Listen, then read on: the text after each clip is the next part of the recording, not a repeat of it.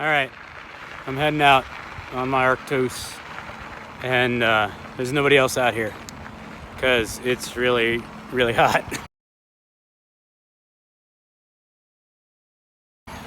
There's like nobody in the parking lot. So it's a little bit water damaged, but I think it should be fun. Arktos in all its glory. So I've been trying to get some videos on going up some steep stuff and coming down some steep stuff. I already know it does great on flowy, jumpy things. So I'm gonna try and get some rocky, gnarly things. And we'll see what happens. See if I can use some of that mid-travel and that sign thing. And it's really weird. They greased up my my i9 Hydra to where it doesn't make any noise at all. It's really quiet. It's very bizarre. And I actually kind of like it, I'll be honest. I heard it gets noisy later, like as the grease wears down or whatever. But it's surprisingly quiet right now, except for those stupid SRAM brakes that make all that noise. That's pretty annoying. I really hate a super loud braking bike. It throws me off when I'm riding.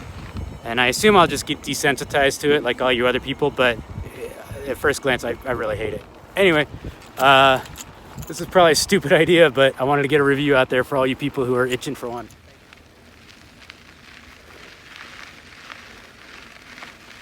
What's up, little prairie dog? Yo. You gotta be careful out here when it's above 90 not to run over any sticks, because chances are those aren't sticks. Those are rattlesnakes, or bull snakes, or garter snakes, but mostly out here it's rattlesnakes. This first section is 16 degrees, I know because I measured.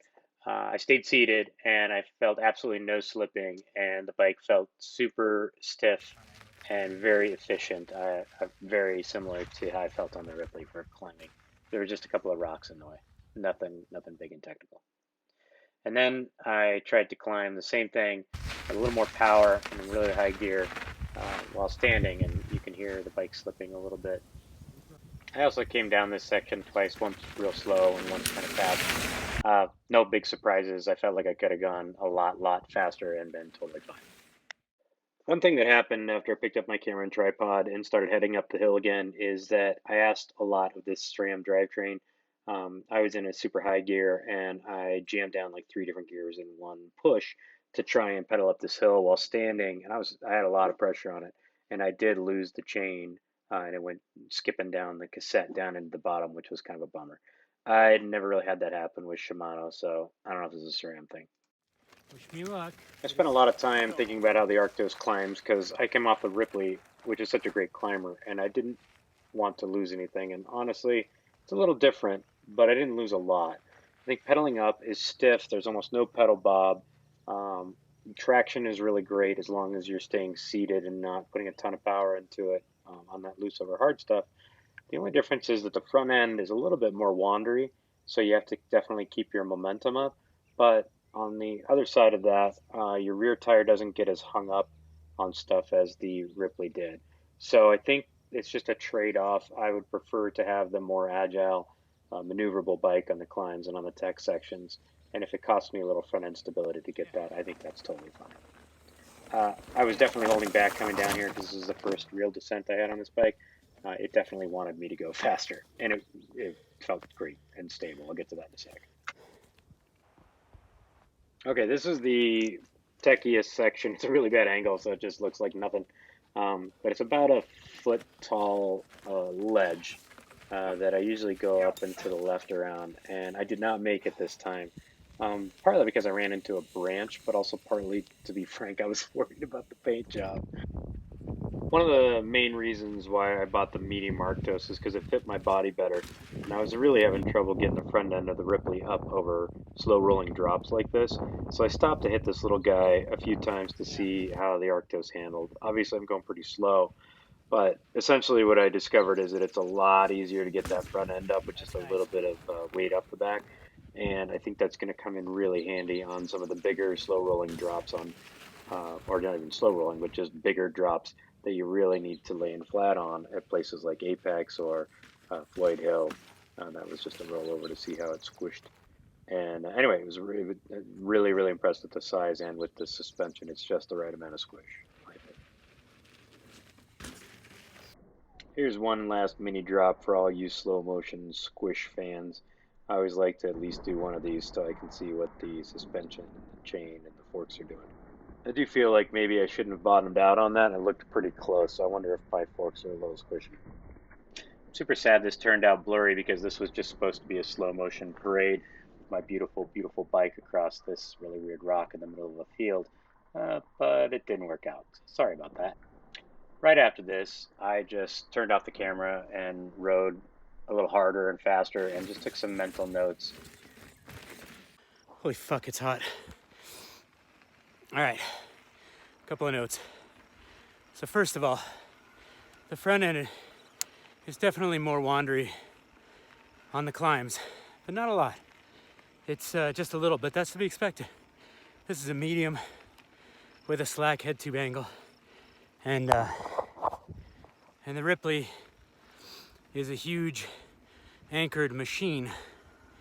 The difference is, with this guy, it wants you to go fast through chunky stuff. It wants you to go fast through rock gardens and manual if you got the right size bike. It wants you to jump in the middle of a chunky section because when you land, you're gonna be fine. I love using that middle travel and the Sign suspension. This is like a medium chunky ride. Medium technical track maybe. Not hard, but just kind of like chunky enough to have some fun and challenge. And this thing does great through that mid travel, so super fun.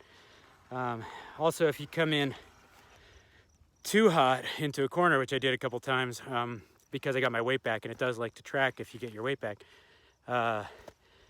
It's not that big of a deal to get the front end back around, do a little gymnastics, lean back and pull up on those handlebars, and it just straightens itself right out. That is very different than the Ripley. Once you fuck up with the Ripley, which is really hard to do, once you fuck up with the Ripley, it's really, you're committed. So super fun. I'm gonna stop filming again and ride.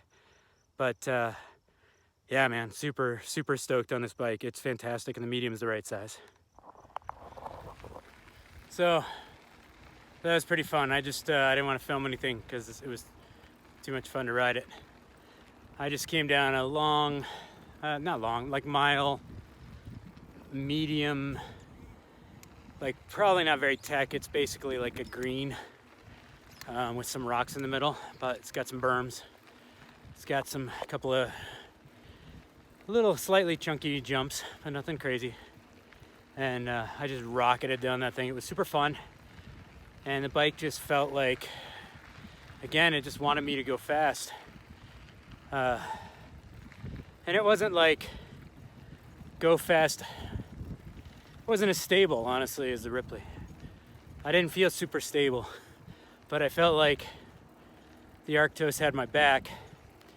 Not in that it was gonna be super forgiving for my mistakes, but that it was super capable of reacting to my mistakes and getting me out of it if I needed to. So a couple times I coming in a little bit too fast into a corner that was flat or off camber, and I just kind of feathered the back brake and pushed out a little bit, and it just came right around. So I felt pretty good. Another thing that I realized I probably will do is I will probably replace the front, I think it's a 180, with a 203. So I do feel like I'm having to squeeze way too hard to brake as fast as I want to. So that's another change that I'll make. So thus far, really just chainring, seat, some tire snobbery, and then maybe it's a SRAM, so it's a 200 rotor instead of a 203. But yeah, man, fantastic bike, super fun, incredibly poppy. When you're on a little fast tech section, it's got a little lip and you want to air over stuff. I mean, it just seems like you barely give it a pop and the whole bike just picks up perfectly underneath you. It's just so balanced. And maybe that's just having the right size bike, but holy cow, that feels good. Whole bike just sucks up, and you know when you land you're going to be solid. A couple times I landed a little bit off camber. It's totally fine.